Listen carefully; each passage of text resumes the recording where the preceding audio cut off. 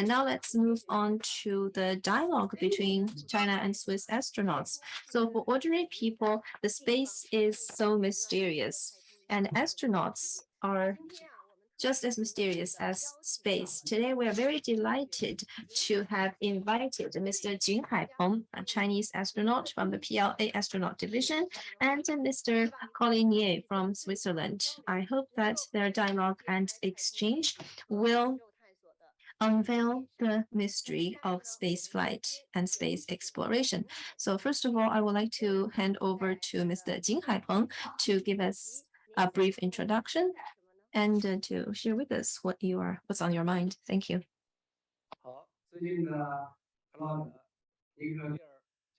Distinguished Professor Claude Nicollier and distinguished Swiss friends, good afternoon.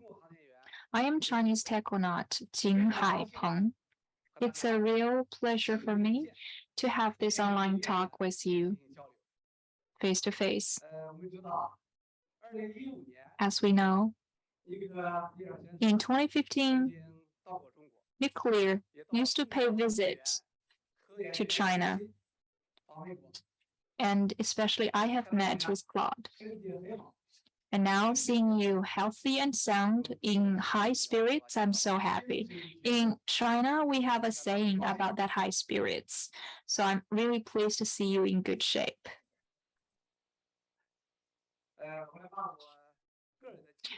And please allow me to have a brief self-introduction. I was born in 1966. Just like Mr. Nicollier, in the Air Force, I have served for 13 years as a pilot.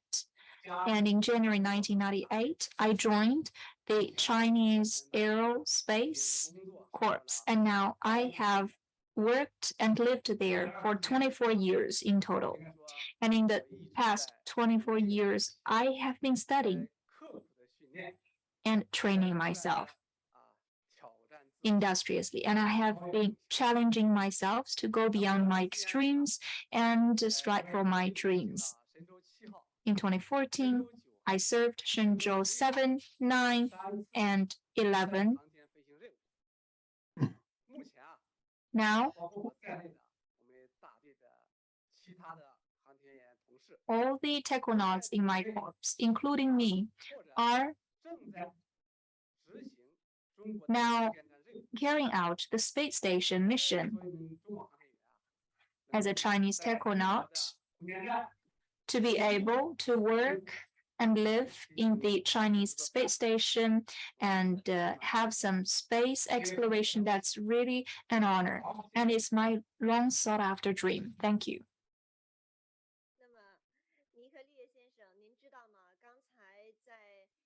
Mr. Nicollier? Yeah, well, thank you very much.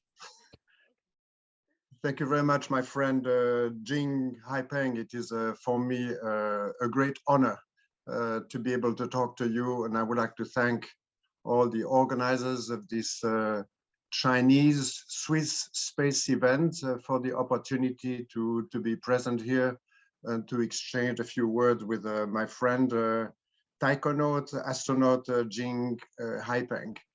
I have an enormous respect for the achievement of China in space utilization and space exploration, and in particular in the area of human space exploration. And your missions, Jing Haipeng, on Shenzhou 7, Shenzhou 9, and Shenzhou 11, and visits to the Tiangong 1 and Tiangong 2 space station have impressed me. And I know that now with a new space station that you have, you are able to reach incredible achievements. And I really congratulate you, the Chinese Space Agency, and all the engineers, and yourself, all the taikonauts and astronauts, and yourself, Jing Haipeng. I know you are now the head of the astronaut corps in China. So this is a very high responsibility position, and I really congratulate you for this. What I would like to do now is maybe try to share screen if I can. Let me try that. Do you see my screen here?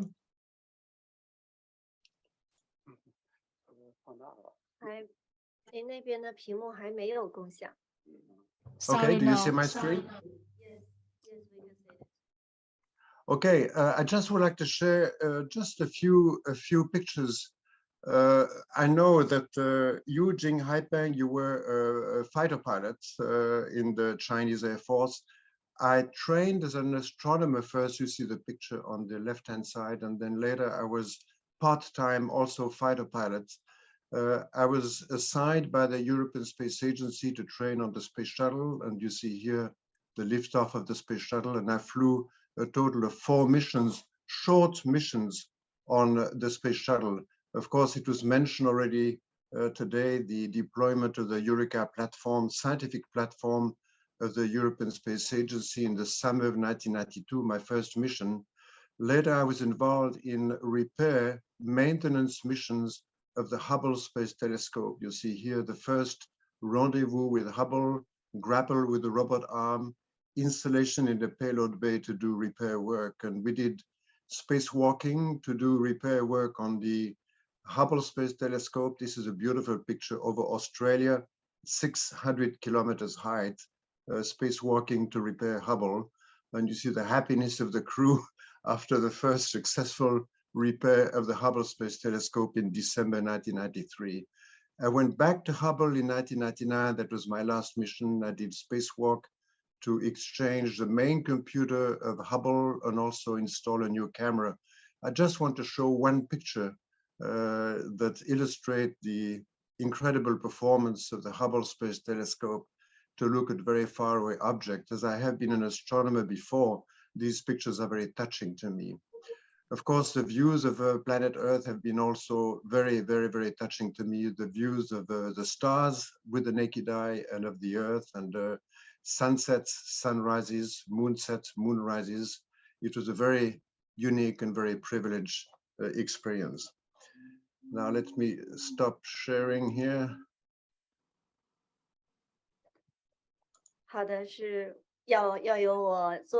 Okay, so as an audience, now it is really my honor to witness this scene of 2 taikonauts meeting each other finally. And just now, our Swiss experts have shared a lot of slides introducing to us about the history of the space technology development in Switzerland. And I saw your photos 3 decades ago. You were so handsome, and you are still so, and even more so today. Just now, you shared with us about the beautiful photos. Now let's turn to Mr. Jing Haipeng. Speaking of the travel in the space, what's the biggest impression on you?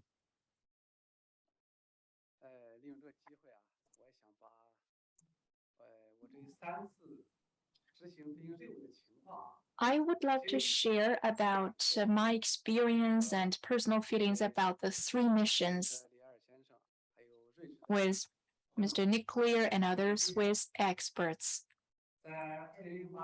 In 2008, and tracing back to 10 years before 2008, we've done full preparation. And then, after 10 years' time, in September 2008, together with 2 of my colleagues, Mr. Zhai Zhigang and other one, were finally nominated for Shenzhou 7 mission. And that was the first spacewalking mission in China. That mission was really a milestone. After 4 years, it came to June 2012, I was selected as one crew member of Shenzhou number 9.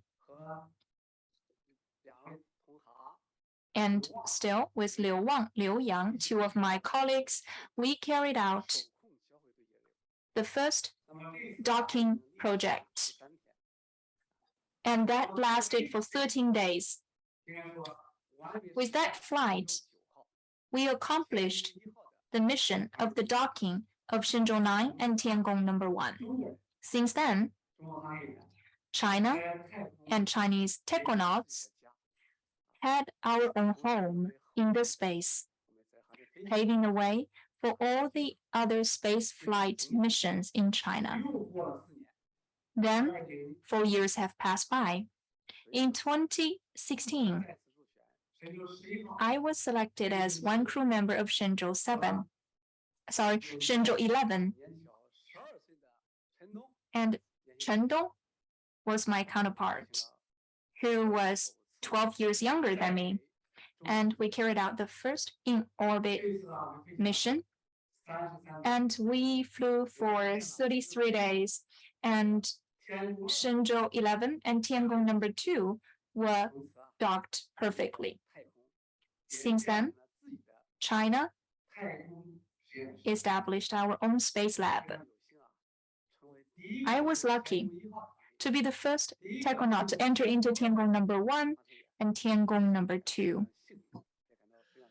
That was a fortunate thing for me. And now, the recent space journey took 33 days, during which time we've done a great deal of experiments, including aerospace, medicine, materials, and some preparations for the establishment of China's space stations. For example, the operation and handling of the mechanical arm, and also the validation, and also cardiovascular function when we lose the gravity. So we've done some breakthrough researches. We generate 40 different outcomes.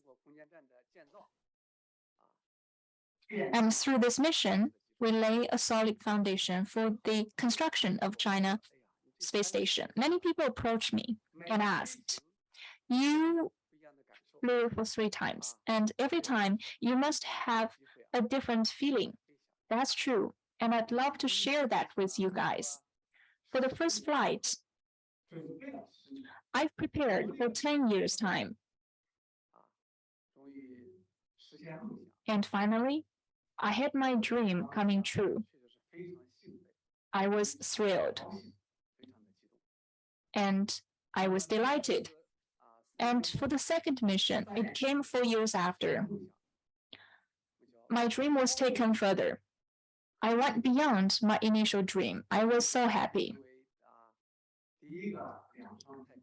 I became the first Chinese taikonaut to go into the space twice, and I have 2 other colleagues to be my company. And more importantly, again, I contributed to the space development in China. So I was excited. For the third time,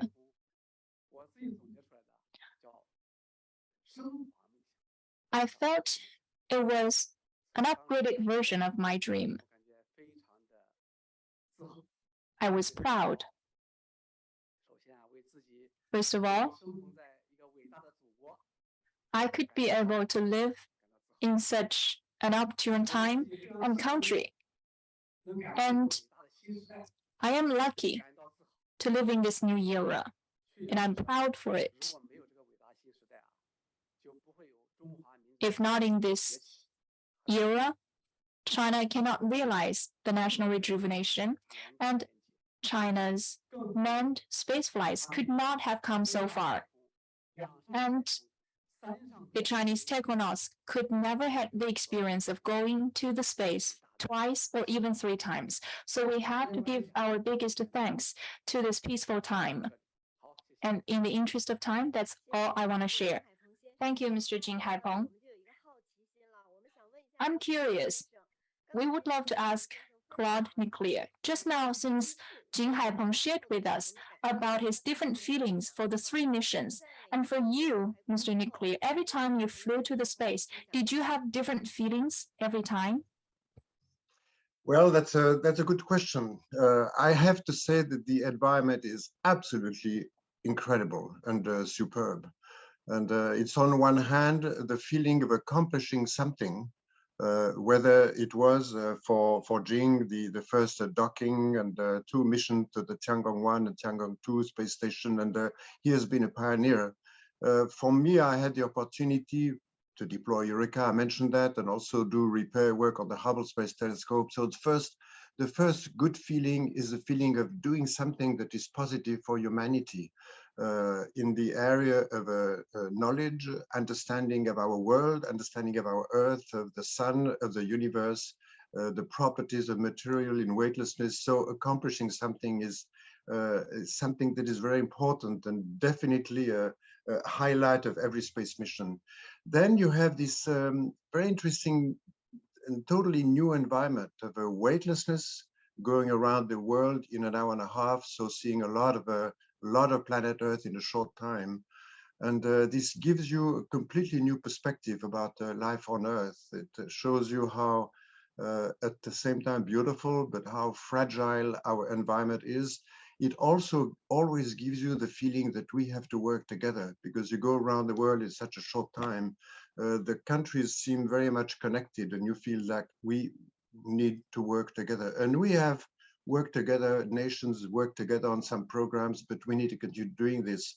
And I look forward to the opportunity to have our two countries, Switzerland and China, whether it is through the European Space Agency that Switzerland is a member of, or on a bilateral basis to have more cooperation with these two countries. One very big country, China, with huge achievement, a small country, Switzerland, small in the space world, but very effective and with an enormous amount of passion and enthusiasm for space. We will have to work together. We have done it already, but we need to continue doing so. 好的，谢谢您，谢谢尼克利耶先生。 Thank you, Mr. Nicollier. Just now, the experiences you have shared with us is really awe-inspiring.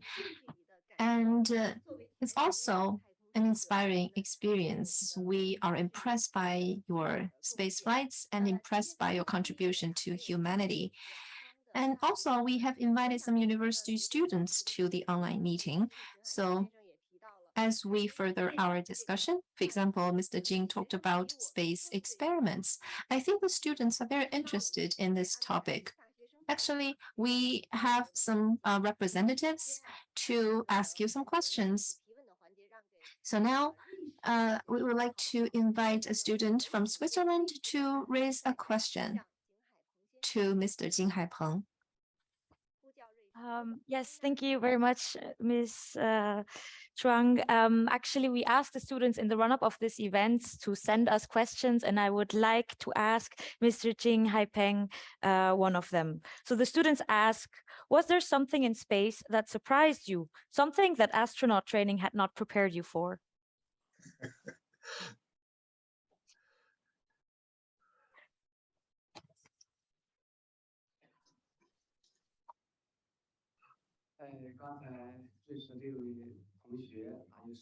Well, I would like to thank the Swiss student for this question.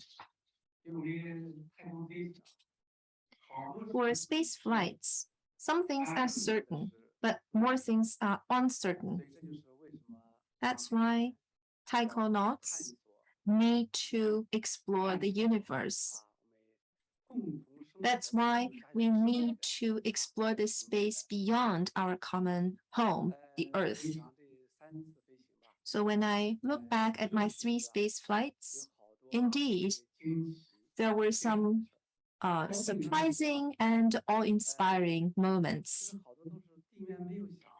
Some of the things we had never expected when we were on ground, and things we could never have prepared for. And we have so many audience here today. I would like to share with you those moments. So during my 3 space flights, for the interest of time, I can just touch upon some of them. Well, I think of one story. In 2016, on October the 24th, so you may wonder why I remember this date so clearly. You will know why later. Because that was a special day. Before dinner, the staff on the ground informed me and my colleague Chen Dong that After dinner, we'll have to watch an important video. So after dinner, we clean up everything and we started to watch the video on time. So when we turn on the television, or it should not be called television strictly, it's a monitor. So what pops into our eyes really surprises me.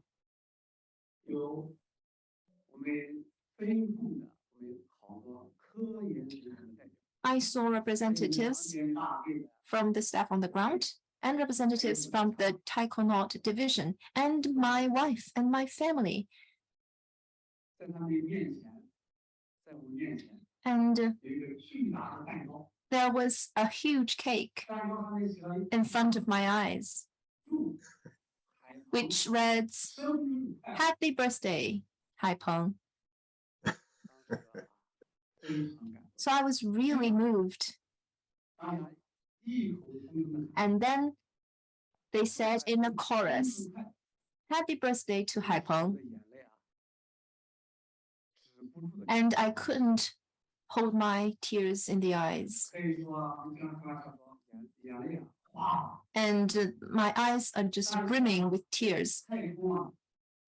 But you know, in space, the tears cannot fall down because it's a weightless condition or environment. So the tears just covered my eyes and I kept weeping my tears. So if I were on Earth, I should be crying just like mad. And then I saw my colleague Chengdong floating towards me from the orbit module. And he stopped in front of me and presented me something. He opened the box and took out a spoon and put the spoon in my mouth. And I was surprised by that as well. So at that moment, I realized that it was my birthday.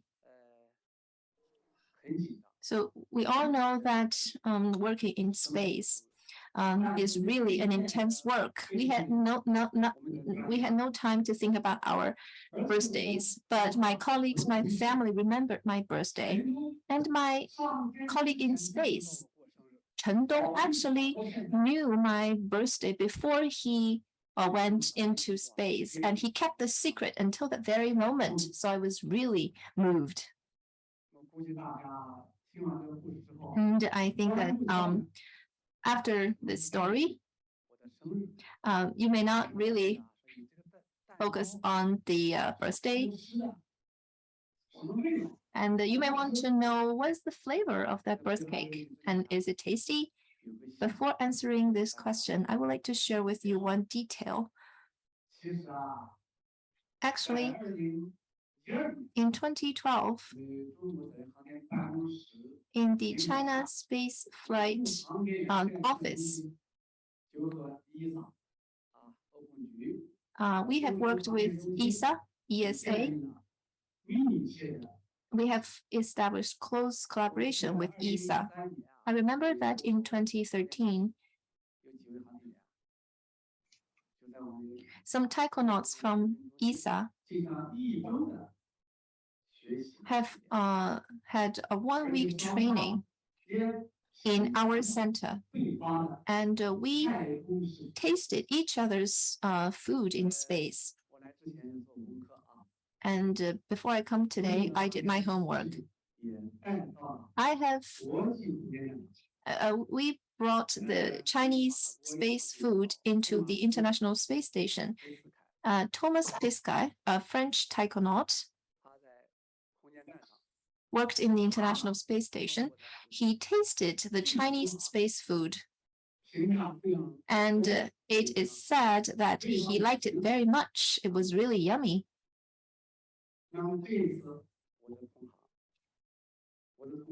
And Chen Dong, as I said, he took the birthday cake and take out a spoonful of the birth cake and put it in my mouth. And that cake is the cake that ESA provided for us. And you may wonder, is it tasty? How does it taste? Well, just as Thomas Pesquet said, it was delicious.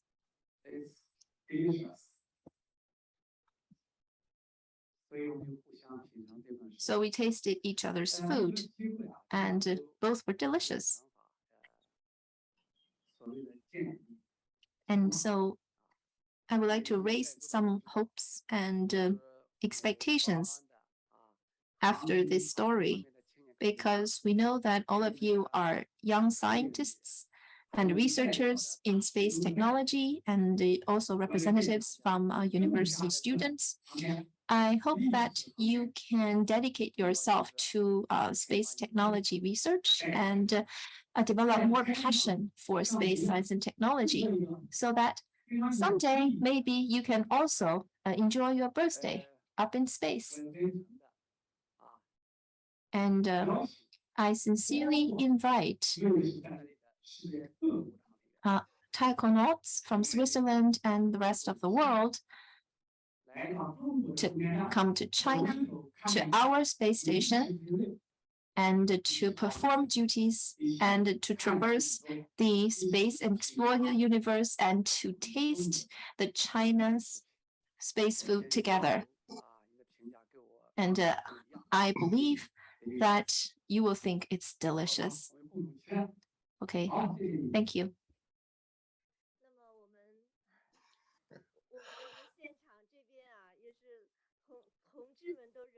Thank you very much. Well, we really. Nina, please go ahead. Oh, it's my turn. I just want to say thank you very much for this beautiful story, also including this very wonderful metaphor about eating together, working together. Thank you very much, Mr. Jing Haipeng. Thank you, Nina. 对于我们来讲也是一样。 And for us, it's the same. We really appreciate the sharing of this story. But weirdly, my focus is on the tears, how your tears covered your eyes. So it's 116 days to go to your birthday this year. So for an ordinary day, it's an ordinary day, but it's a very meaningful and special day for us. So a very early happy birthday to you. And now I would like to invite a student from Nanjing University of Astronautics and Aeronautics to raise a question to Mr. Nicollier. Anyway, A, did you hear us? Distinguished Mr. Nicollier, I have a question for you. So when you repair the Hubble telescope, which part do you repair? And we know that there is no propulsion unit in the Hubble telescope. So do you need to shift the orbit for the Hubble telescope after the repair each time? Thank you. Okay, well, that's a good question. It is true that the Hubble Space Telescope has no propulsion system. It is on its orbit. Originally, it was at 600 kilometers altitude. Now it has come down to about 550. The last time it was visited was in 2009. And since that time, there's still a little bit of friction in the very high atmosphere. So it has come down to about 550 kilometers altitude. What it has is only a way to change its orientation. It has so-called reaction wheels, which are spinning wheels that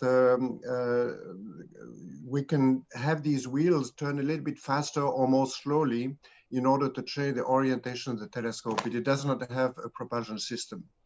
Now, your other question, which are the part of the telescope that we worked on my very first visit to the Hubble Space Telescope in December 1993, it was 3.5 years after the telescope had been put on orbit. That was in April 1990. We installed an optical corrector. The primary mirror of the telescope had a little bit of an error in the shape, concave shape of the mirror, and we needed to install an optical corrector to have the pictures of stars and galaxies and whatever object were studied very sharp at the focus of the telescope.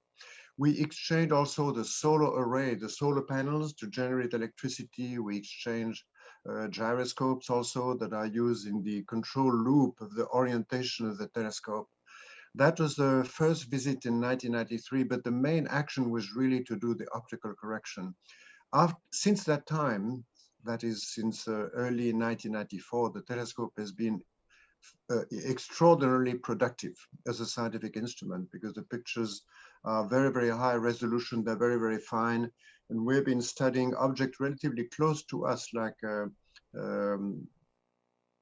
planets and comets and satellites of planets, object a little further away, like object in our galaxy, like star formation regions, clouds of gas and dust in our galaxy where stars are formed. And of course, the telescope has been used a lot to study very far away objects like galaxies, very far away galaxies. I showed one picture before, which is one typical deep field of Hubble. Sometimes the telescope is used to be pointed precisely in a small window of the sky, and it takes an exposure for hours or even for days in order to be able to record very, very far away objects, which are all galaxies. The contribution of the Hubble Space Telescope in our understanding of the universe as a global system has been tremendous. So on my second mission, we intervened in December 1999 in order to exchange gyroscope. The gyroscope has always been a little bit of a weak point on Hubble. They tend to fail relatively often, at least the first ones did. They were improved afterwards and now they are better, but we had several exchanges of gyroscopes on board Hubble since the telescope was visited for the first time in 1993. We exchanged the main computer of Hubble. It was like brain surgery. The main computer of Hubble had some problems and we had to exchange it. And we also exchanged one of the so-called fine guidance sensors. You have to imagine you have a picture at the focus of the telescope, but we need to have pictures of nearby star fields where the ground control team is selecting some stars in order for the telescope to be pointed exactly to these stars and be locked to these stars so that the telescope can keep a very precise pointing during, again, either hours or even days for very long exposures for very far away objects. So these were my two interventions. On my second mission to Hubble in December 1999, I had the opportunity to spacewalk for a little more than 8 hours with my American colleague Mike Fowle to exchange the main computer of Hubble as mentioned, and also to install the new pointing camera. It's been very rewarding, again, to be able to work on Hubble has been very special. And I remember the first time I touched Hubble with my gloved hands. That was a very special moment. Up there at 600 kilometers altitude, 28,000 kilometers an hour, it is a very, very special moment. I've had a very, very privileged astronaut activity, and I'm highly satisfied with what I could do with, of course, a lot of people who helped us accomplish our tasks. I recommend very highly to all the young people, young and less young people, to work in the space exploration area as engineers, technicians, planners, mathematicians, and if you can, one day to choose the road to space and become an astronaut or a taikonaut and go to space. It is an unbelievable experience, very rewarding.非常感 Thank you 谢 for your 两位。 question. Thank you for your question. Thank you. 非常感谢两位。实际在刚才两位的分享当中，我们都听到 Just now, 青年人的 we listened to the two taconauts' encouragement of the young people. 听着还是觉得不太过瘾，还 I know it's not enough. We would love to listen more. So we collected two more questions. The first one is, in your experience, what mission impressed you the most? This question goes to both astronauts. The second question is, even though both of you have shared something with us. And today we have so many young people online. So we would love to listen to your words you want to leave for the young people. Mr. Jing first. I just now asked the moderator if I had enough time, and he said you had enough time. So I would love to take more time to respond to the new questions, especially today. We have invited so many young scientists from China and Switzerland. With so many youngsters here, I am more than happy to share more with you. You just asked me about the one mission that impressed me the most. I had 3 missions. Of course, there was extraordinary time. For example, my first flight impressed me the most. I said already, I waited 10 years and I trained myself 10 years. That was the first flight after 10 years training. We flew for 3 days, but within that short time being, for the 3 taikounauts, that was quite a test. In the 3 days' time,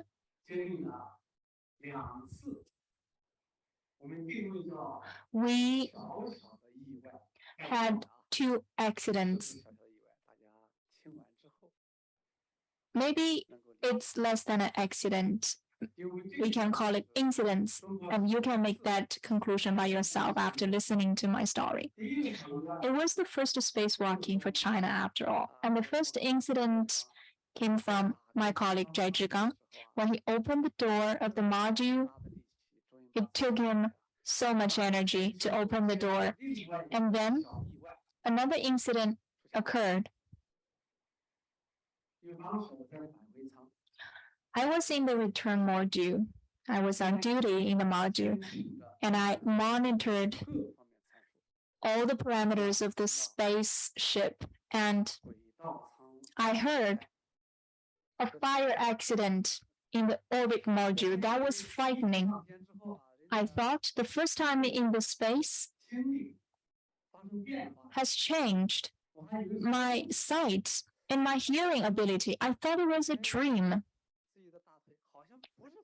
I pat on my leg.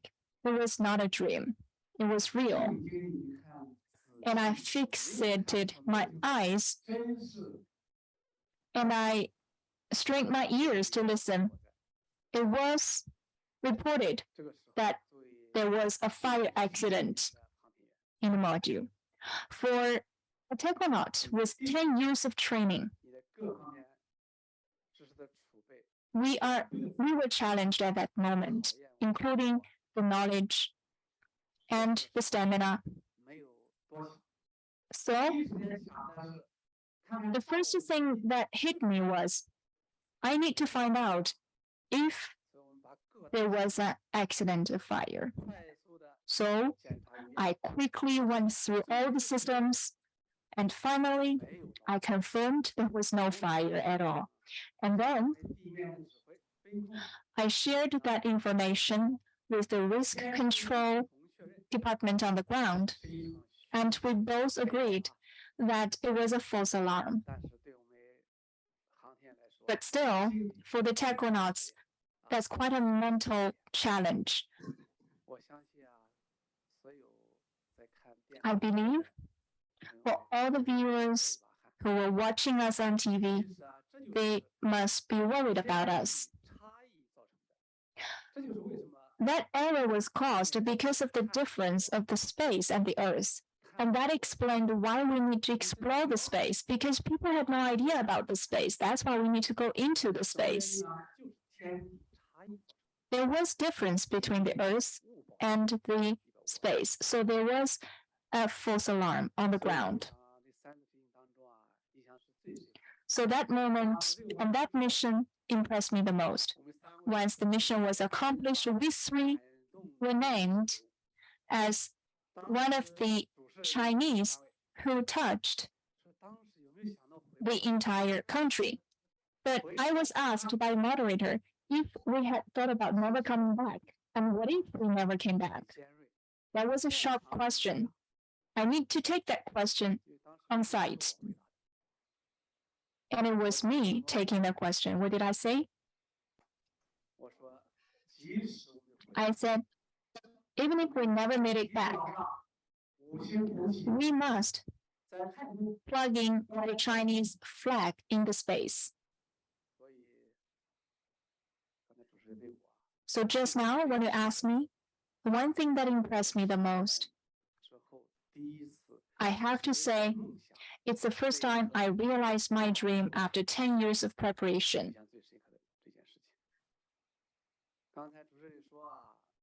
Also, the moderator just now said that since today there are so many youngsters, what words do we want to leave for the young people? To be honest, to have this online talk with you face to face, I'm really delighted. I also hope that in the future, our organizers could offer more of such opportunities. Speaking of the words I want to give to the young people, I do want to share through one story, if I have time, of course.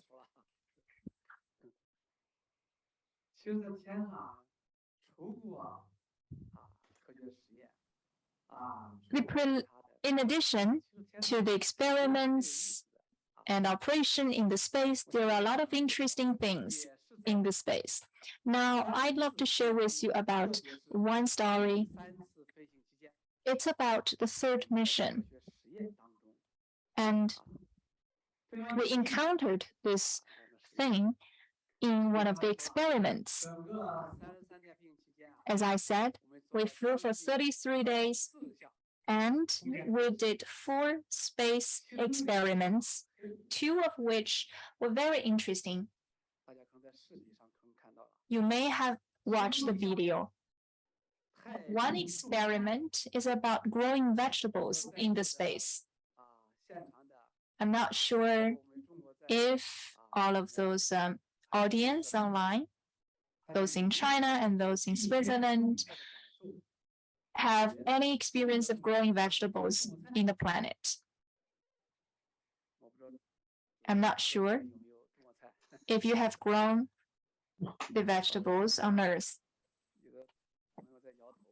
Some are shaking their heads.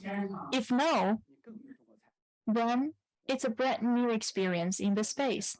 But I am lucky. I've done it before in the space.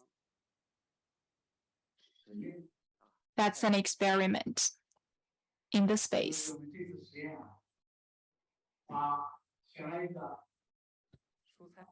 We chose a vegetable and it grew for 1 month. That coincided with the time period we flew in the space. Tiangong number 2 flew in the space for 1 month. So we chose one seed, we took it up high, and we created the necessary conditions for the vegetable to grow, including the sunlight, air, and water.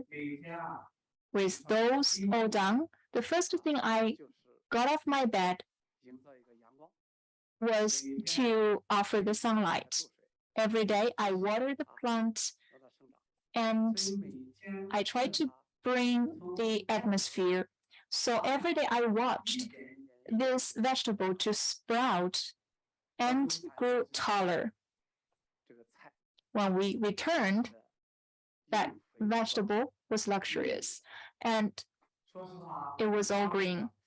So I did want to cook it, but it was too precious. So we didn't. Instead, we brought it back for the scientists to do more researches. So why did we grow the vegetable in the space? We were actually paving the way for more experiments yet to come. As taikonaut, we agreed that for taikonaut to fly for long in the space, we do want to eat fresh fruits and fresh vegetables. So we want to find a solution.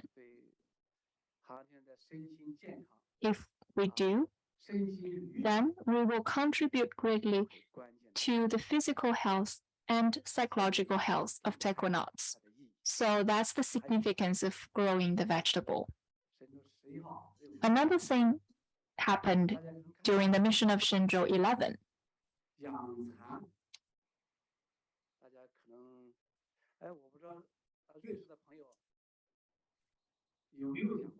I don't know if our Swiss friends have kept silkworms. I cannot hear anything, but I have to say that I used to keep the silkworms when I was little. So I had that past experience. Before the mission, we collected the ideas nationwide, including some experiments results, and from tens of thousands of contributions and scientific researches, we chose one from Hong Kong. It's a student from Hong Kong. And he raised a very interesting idea. He raised the silkworms before, of course, on Earth. And he wondered whether silkworms can also be raised and can produce threads in space.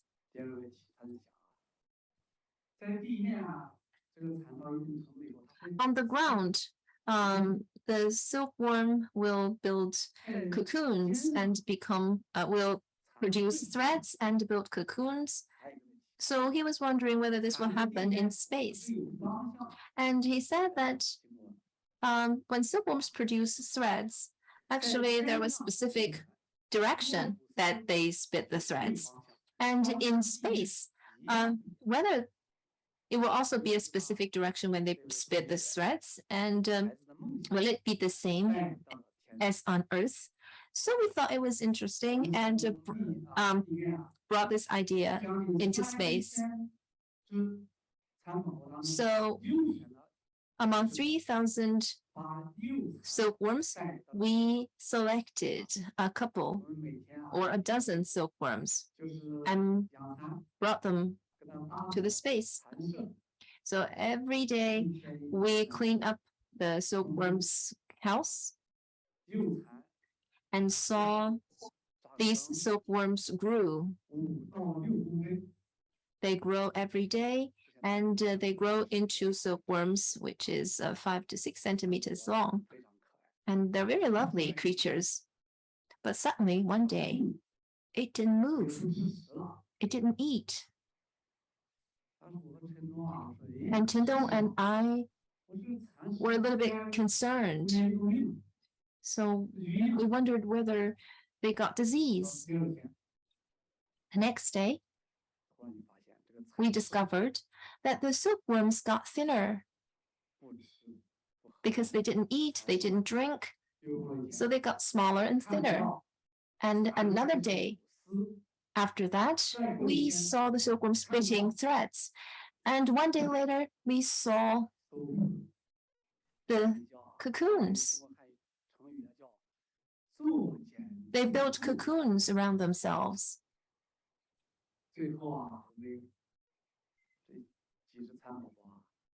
And finally,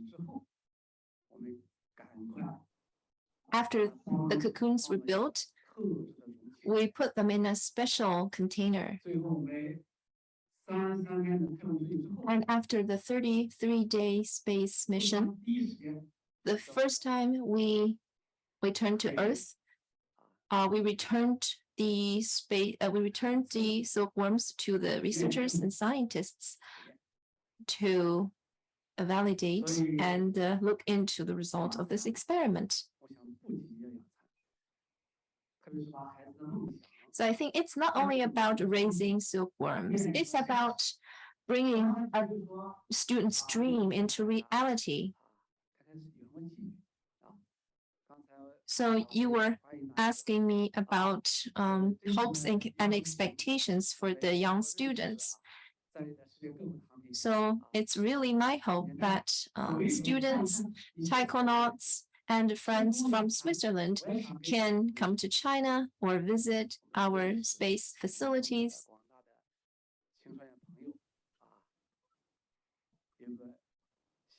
And also, I have a suggestion and expectation for both Chinese and Swiss students. I think raising silkworms has implications for our lives. I think we need to grow, we need to become talents, we need to make contributions to society. We're just like silkworms. Maybe you don't know that a silkworm, do you know how long the threads can a silkworm produce? Well, I reveal the answer. A silkworm can produce 1 kilometers of threads. So for a person to become a useful individual for the society, it's just like the silkworm spitting threads. We need to be perseverant and hardworking. We really need to become useful individuals and talents. We have to go through a similar process, like the silkworm becoming cocoons and then become a beautiful butterfly. We need to be self-disciplined. We are like the silkworms in the way that silkworms become butterflies after he goes through the process of cocoons. We have to go through difficulties and challenges to reach our dreams and to fly beyond our dreams. So this is what I want to share with you. I hope that you will stay healthy, and I hope all the well for you, and look forward to future discussions with all of you. Thank you. Thank you, Mr. Jing. So I think all the young students have learned a lot from Mr. Jing Haipeng. You have shared with us a lot of interesting stories, and which is really inspiring for us. So the same question goes to Mr. Nicollier. Do you have anything to say to the young students? Yes, first there was a question about my preferred mission, and I talked about my 4 missions, and of course the deployment of Eureka was a very special time because it was the first major action on my side on my very first mission in the summer of 1992.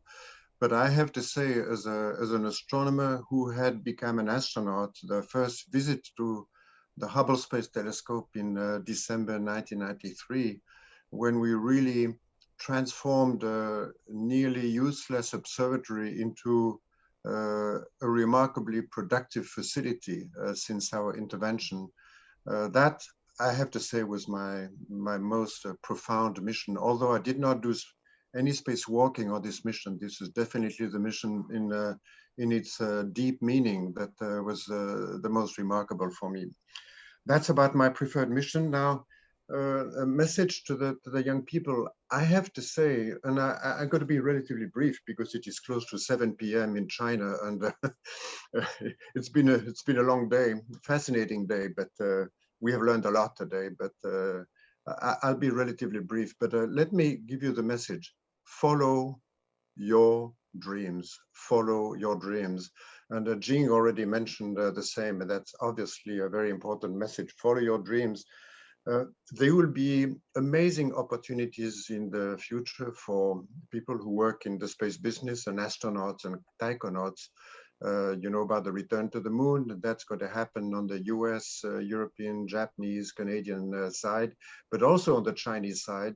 Establish a new basis on the south pole of the moon because it's a preferred location on our natural satellites because of the availability of solar radiation, and also the probable presence of ice in the deep craters that are never illuminated by the sun in the South Pole of the moon. There will be the moon, there will be other destinations in the solar system, there will be asteroids, there will be Mars, obviously, and maybe at some point satellites of the big planets like Enceladus, Europa, and so, I mean, the opportunities are absolutely amazing. Follow your dreams. Space flight, exploration of space is an amazing activity, and if you can go by yourself over there, low Earth orbit, moon, other places in the solar system, it is definitely worth it. Obviously, it requires work, but if you have the passion and the drive to do it, in a way, the work is not that painful because you work according to your line of life and your passion. But obviously, you need to work pretty hard. You need to do your homework. You need to be prepared.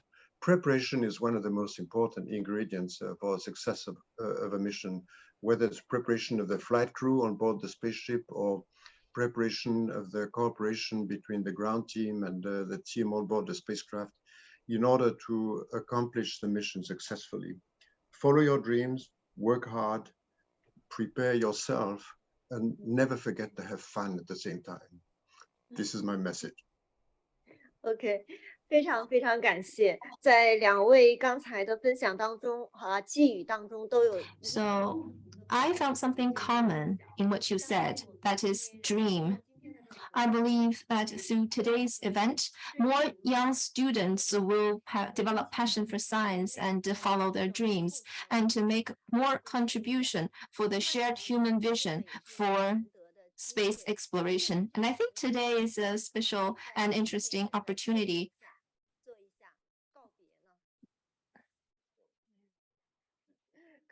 So maybe we can have some special farewell under the witness of the young students, or to say goodbye. I mean, oh, it's really reluctant to say the word goodbye.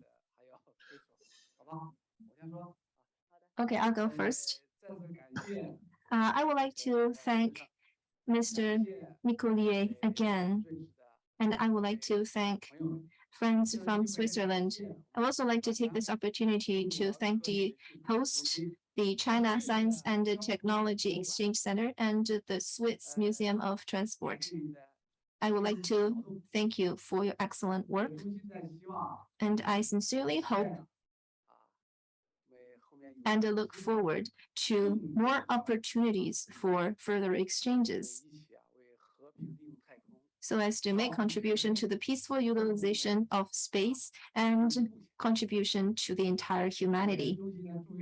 Also, I'd like to wish you all the best and wish Mr. Nicollier great health and happy life. Thank you. Well, thank you. On my side, I would like to thank the China Science and Technology Exchange Center and the Verkehrshaus in Lucerne for organizing this wonderful event. I mean, the set of presentations have been very brilliant, and I would like to thank also all the moderation that has been very well done, all the technical people who have set everything up. It was a wonderful event, and again, this means more closeness between our two countries, China and Switzerland, mainly in the area of space. And I look forward to the opportunity to welcome Chinese students and researchers here in Switzerland. And we will definitely have also Swiss citizen researchers and students going to China. And we will bring to a higher level the cooperation between our two countries in the wonderful area of space exploration and space utilization. And to you, Jing Haipeng, I would like to thank you very much for this opportunity to see you again. We saw each other a few years ago, but it was relatively brief, and I hope we have the opportunity very soon to see each other again, whether it's in your country, in my country, or some other place on planet Earth. Thank you very much again.